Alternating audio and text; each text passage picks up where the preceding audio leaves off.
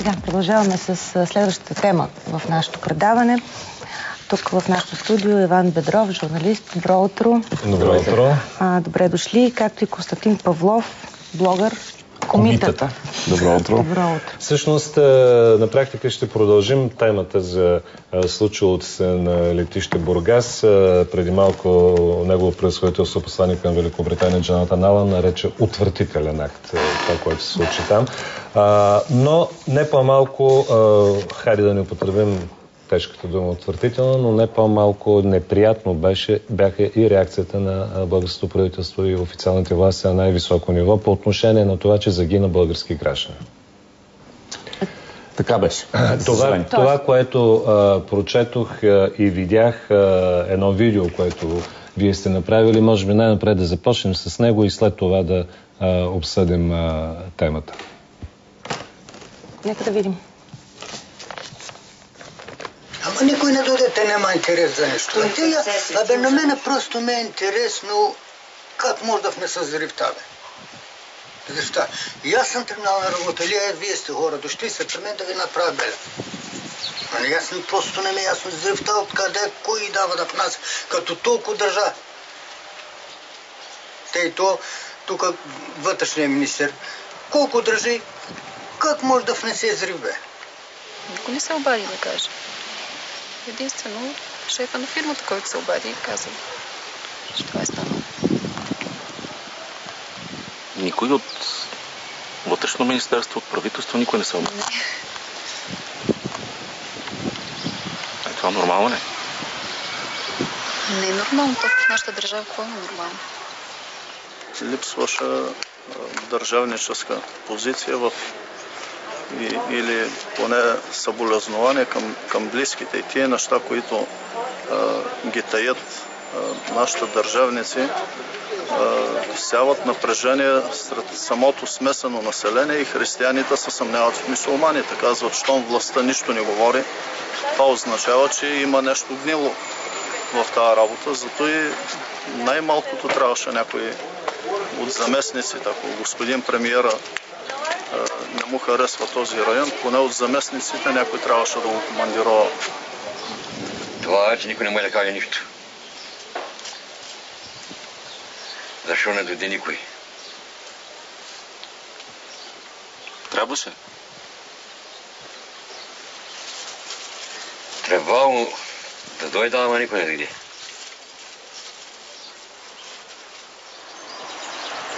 На такива работи трябва да дойдат големите хора, като си министрите. Те познаят защо и познаят да се изкажа и всичко знаят и какво да кажа. Ма не дойдох. Не са дошли.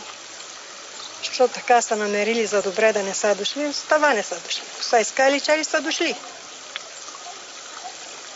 Трябваше значи то на Америка как посети всички семейства там. Да изкаже тук съболезнованията. Благодарност и съболезнования. Тук никой не дойде. Никой не дойде тук.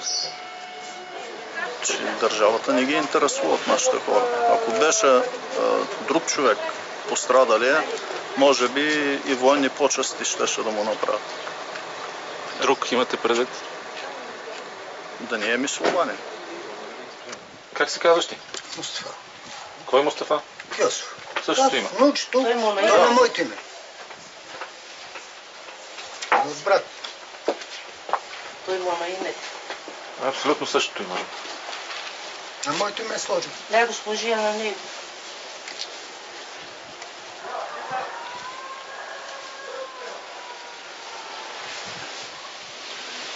Ние по един или друг начин сме се примирили в начина, по който живеем, положението на държавата, защото не е една и 2 години.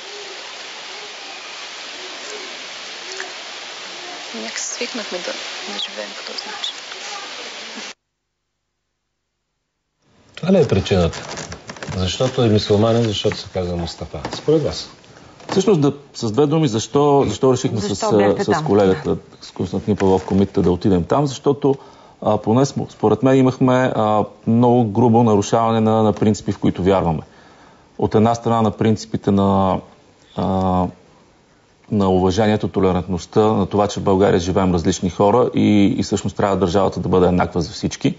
Това беше грубо нарушено с факта на неприсъствието на нито един държавник на церемонията, на погребението, то нямаше и церемония, на погребението на Мустафа Кьосов в село Юруково, защото все пак той е българската жертва на тероризма. Това, което хората си мислят, както видяхме, е, че нямаше държавна церемония, защото той се казва Мустафа, а не се казва Иван, например. Имаше грубо нарушение на този принцип и за това ни провокира да отидем там. Следващото грубо нарушение е на принципите на етичната и професионална журналистика. Защото задължение беше на медиите, на големите медии в България да покажат тази гледна точка. А всъщност ние не я видяхме в големите медии. И ние до някъде провокирани от това да изпълним някакъв наш дълг, отидохме там да видим, защото тези хора има какво да кажат и никой не ги е потърсил в деня на погребението, в деня, когато те са научили за инцидента за смъртта на техния съселянин. Са се изсипали кореспонденти и колеги на много медии, които са ги питали: вие как разбрахте, тъжно ли вие? Нали много е лесно да разплачеш човек пред камера, но никой не печели от това. Ама верно ли е, че има терористи тук, ама не е ли верно, че няма терористи? И толкова. И следващата грозна сцена, на която станахме свидетели, е преди 2 дни, когато всъщност се оказа, че държавно присъствие на погребението няма да има, но трябва да бъде снимано на официална церемония връчването на решението на правителството за паричната помощ. Което беше доста отвратително. Умишлено даже не предложих тези кадри тук да ги излъчваме, защото това е гаф, който не е в центъра. Да, аз го гледах, включително и репликата Стани беше отвратителна. Вие какво ги питахте? Хората в Юруково. Ние ги питахме как живеят, как се справят с живота, дали са доволни от отношенията на институцията към тях. Това беше това, което се опитахме да направим. Не знам дали ви направи впечатление от самото начало. Този човек, който е български гражданин, нито видяхме негов портрет, нито нещо, въобще какъвто и да било факт от неговия живот. Докато тези израелски жертви, за които пострадаха в атентата, ние знаехме на всеки един от тях личната история, кой с кого се запознал. Да. А този човек, ако забелязвате, дори когато се изреждат имената на загиналите, понякога се изпуска, а портрет никога не беше. И ние искахме да видим добре какъв е този човек, защо така той, като че ли неговия живот е по-малко ценен, защо като че ли тази жертва не е толкова важна. Искахме да видим на място за какво става дума. На практика загиналите от терористични актове навсякъде по света, за жалост напоследък има доста чести такива инциденти, навсякъде по света се считат като загинали войници на практика и те се почитат по този начин от всички държави. Всъщност това, което не осъзнават управляващите България, но не само днес. Управляващите от доста години назад не го осъзнават, че всъщност живеем различни хора и е много важно да се познаваме. Тук има едно непознаване, защото най-малкото това са българи, които изповядват ислям. В някои медии прочетохме Мустафа Кьосов турчин, представител на турското малцинство, което е абсолютно невярно. Второто, което е тези хора с какво се занимават. Никой не знае, че това са до голяма степен хората, които през последните години строителния бум, това бяха работниците, които построиха всичко това, което е пред очите, независимо дали ни харесва или не. И за тях е много по-важно уважението и признаването. Това, че сме част от един народ в една държава. И всъщност това е болката, която видяхме там и усетихме. Те споделят. Поне тяхното усещане е това. Защото правителството отпусна 10 000 за конкретното семейство, това е много важно. Безспорно е много важно. Но за всички хора останали, те приемат като знак към всички тях.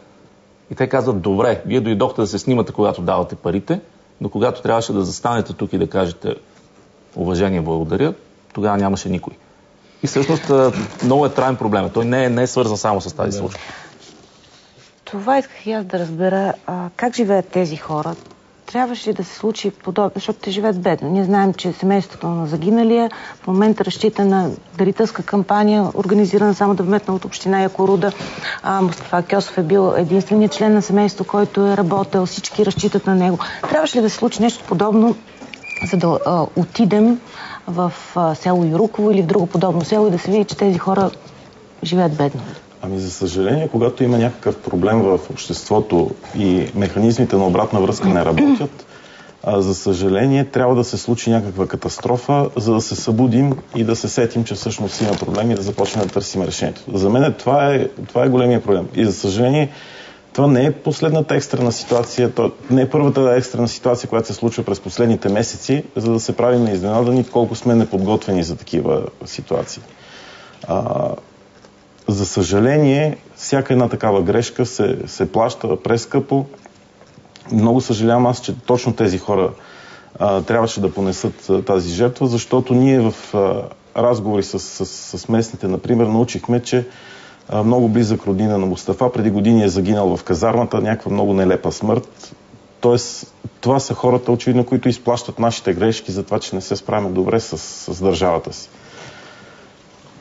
Така че за мен това е тежка симптоматика, на която трябва да се обърне внимание. И друго искам да ви кажа. Много е лесно да разберем дали в България сме реагирали правилно. Просто ако си представим, че тези неща, които се случиха в България, се бяха случили в Израел и ги бяха излъчили по телевизията. И тогава щяхте да видите съвсем ясна разлика. Благодаря ви много. Всички тези материали, както и реакциите, може да видите в интернет мрежата, специално във вашия блог. Аз там гледах, както видях и вашето видео, което вие сте качили. За жалост... Да, именно, там ги гледах. За жалост с тази неприятна тема и неприятна констатация трябва да завършим. Това е констатацията на Иван Бедров и на комитета, които заедно са отишли. Всъщност най-тъжното са думите на тази доста премерена жена, кметицата на селото Еминея Ланска, която казва: всъщност ние сме се примирили така да живеем, съжаление. Само да допълня, тези, които искат да подпомогнат семейството на загиналия Мустафа Кьосов, община Якоруда, да стартира дарителска кампания, можете да пратите, да декларирате своята съпричастност, да помогнете на семейството с СМС с текст DMS Мустафа на номер 17777 за всички мобилни оператори.